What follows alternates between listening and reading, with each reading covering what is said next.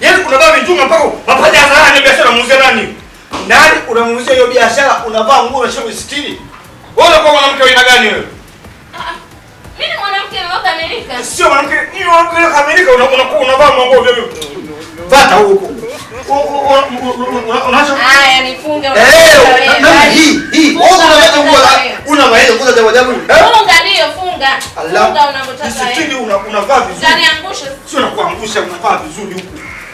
Funga nguo zako vizuri. Mwanamke unatakiwa unavaa nguo vizuri namna hiyo. Wewe unapendeza. Wewe unavaa nguo ndefu. Umeona? Mabaibui. Sio unavaa nguo vifupi vinafika huko. Dharau hizo.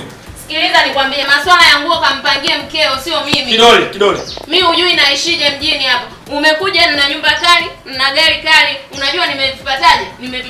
Nimevipata hivi kwa kutembea na nguo fupi. Tena hii nimevaa ndefu kwa sababu wewe kakaangu upo hapa. Sawa?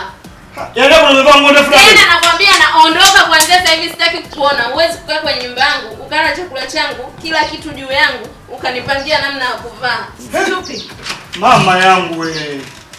Dar es Salaam. Nipe nauli niondoke. Kama Dar es Salaam kupo hivi, mimi sirudi tena. Ninavaa nguo lake mpaka huko.